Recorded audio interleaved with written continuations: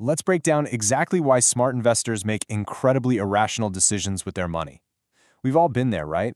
Holding on to a sinking stock just hoping it bounces back, or panic selling the second the market takes a dip.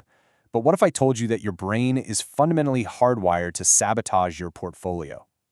Today in this explainer, we're going to explore the groundbreaking psychology that explains exactly why we do this. Here's what we're covering today. First, the rational investor myth. Then we'll hit the pillars of prospect theory, dive into some real-world investing traps, and finally, look at how to actually protect your portfolio.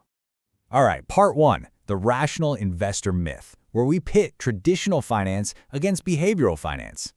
Traditional finance kind of treats us like calculating machines. It assumes we simply crunch the expected return, measure the risk, and effortlessly make the optimal choice. But back in 1979, Daniel Kahneman and Amos Tversky dropped prospect theory, and it completely shattered this idea. They proved that we don't process money logically at all. We process it emotionally. We evaluate our investments based on how gains and losses literally feel compared to our expectations, and it's those intense emotions that actually drive our final decisions. Which brings us to part two, the pillars of prospect theory, really getting into the psychology of our money. So this whole theory basically boils down to four main pillars. Think of these as the invisible forces pulling the strings on pretty much every financial choice you make. If you can understand these four concepts, you can completely change the way you interact with money. Let's kick it off with a reference point. See, our brains never look at our wealth in absolute terms. We're always asking, compared to what? Look at these two scenarios. In both, you end up with exactly 10 lakh rupees in the bank. But man, the feeling is night and day depending on where you started. If you jump from 5 lakh up to 10, you feel like a genius. But if you plummeted from 20 lakh down to 10, you feel absolutely devastated. The objective amount of money is exactly the same, but your psychological reference point dictates your entire reality. And that leads us right into the second, and honestly, the most crucial pillar, loss aversion. This one is massive. Prospect theory reveals that losing 1 rupee feels about twice as psychologically painful as gaining 1 rupee feels pleasurable. Let that sink in. The emotional impact isn't symmetrical. We are literally hardwired to hate losing way more than we love winning. And oh boy, does that cause us trouble when we invest. Pillar number 3 is diminishing sensitivity. Basically, the emotional punch of each extra dollar you gain or lose gets weaker as the numbers get bigger. So if your portfolio jumps from 10,000 to 20,000, that 10,000 rupee gain feels completely life-changing. But if you go from 1 lakh to 1,10,000, that exact same 10,000 rupees barely even registers emotionally. Your sensitivity diminishes as the pot grows. Then we have the final pillar, which exposes our truly bizarre relationship with risk. When we're sitting on gains, we suddenly get terrified of risk. We'll happily take a smaller, guaranteed profit just to lock in the win. But when we're staring down a loss, it's like a switch flips and we turn into reckless gamblers. We become risk-seeking, ready to take wild, double-or-nothing bets just to avoid making a loss permanent. All right, part 3, real-world investing traps. Let's see this portfolio destruction in action. Okay, I want you to really put yourself in this scenario. You need 50,000 rupees in cash today. You hold stock A, which is up 50%, and stock B, which is down 50%.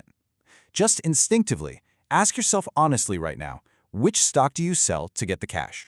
Well, if your gut said to sell stock A, the winner, you just felt right into what behavioral economists call the disposition effect. We absolutely love selling our winners too early so we can pat ourselves on the back and book a profit, but we stubbornly hold on to our losers for way, way too long. Because clicking sell means admitting defeat, it makes the psychological pain real. Rationally, though, your original 100 rupee purchase price is totally irrelevant.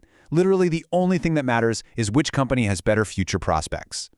And we see this clear as day with mutual fund SIPs. The market drops 20%, loss aversion kicks in, and everyday investors just panic. They stop their monthly investments because they see a loss and want the bleeding to stop. Meanwhile, a disciplined investor looks at that exact same 20% drop and thinks, wow, lower valuations. I'm accumulating a lot more units for the exact same amount of money. Now, take this psychology into leveraged futures and options trading, and it becomes absolutely toxic. Prospect theory perfectly explains the horrific cycle of revenge trading. Remember how we become risk-seeking when facing a loss? An initial loss hits, creating this intense emotional discomfort. So what does the trader do?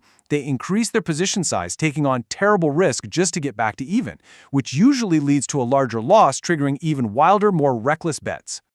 What truly blows my mind is how neatly our absolute worst financial habits map perfectly onto these hardwired psychological explanations. Think about it. Booking profits too early? That's risk aversion around gains. Refusing to sell a dying stock? Loss aversion. Panic selling at the absolute bottom of a crash? That happens because losses pack a disproportionately massive psychological punch. It's not random bad luck. It is entirely predictable behavior mapped straight to prospect theory. Let me highlight a particularly nasty trap called the break-even trap. Say your 10 lakh rupee investment drops 30% to 7 lakh. Your brain instantly anchors to that 10 lakh reference point. You tell yourself, I'll just wait until it breaks even. But here's the math. To get from 7 lakh back up to 10 lakh doesn't take a 30% gain. It requires a massive 42.86% gain. Sitting around waiting for a bad investment to pull off a miracle just to satisfy your psychological anchor is a terrible strategy. So how do we fix this? Let's get into part 4, protecting your portfolio with rules-based systems for success. Look, we can't just delete our human biases or turn off our emotions. But top financial advisors counter these traps by forcing a strict, rules-based framework on their clients to completely remove the emotion.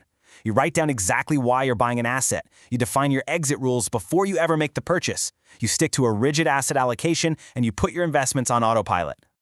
When you lock in a strict asset allocation like this and rebalance it regularly, something incredible happens. Say your equities go on a tear and become 70% of your portfolio.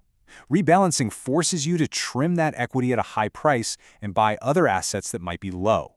You are mathematically forcing yourself to buy low and sell high without ever letting your emotions or loss aversion ruin the plan. You also absolutely must actively separate the historical price you paid from the actual present-day value of the asset. The market doesn't know or care that you bought a stock at 800 rupees. It really doesn't. If it's sitting at 500 rupees today, you have to be completely objective. Ask yourself, at today's price of 500, is this business actually an attractive buy? And this rule-based detachment perfectly applies to retirement planning too. By carving out your near-term cash needs into a safe debt bucket and leaving the rest in a long-term equity growth bucket, you're giving yourself a psychological shield. If the market tanks, you don't panic. You know your lifestyle is safely funded by that cash bucket for the next few years, which completely saves you from the sheer agony of liquidating your long-term equities at a permanent loss just to pay the bills. If you take absolutely nothing else away from this entire explainer, remember this one truth. Investors feel losses more intensely than equivalent gains. That single sentence perfectly encapsulates why investing feels so incredibly stressful and why we constantly make the exact opposite choices of what a rational calculator would do. So, whenever you're staring at a bleeding portfolio, feeling frozen by loss aversion, chained to a past price, or tempted to sell your winners too early, this is your ultimate circuit breaker question. Ask yourself, knowing everything I know today, if I had the cash in my hand right now, would I make this exact same investment again? If the answer is no, you know exactly what to do next. I'm going to leave you with a challenge today. After this, go log into your brokerage account and take a really hard, honest look. Which investments are you holding on to right now strictly because of your own psychological reference point? Because the true cost of holding on to that emotional anchor might literally be your long-term financial freedom. Thanks for hanging out with me for this explainer, and I'll catch you on the next one.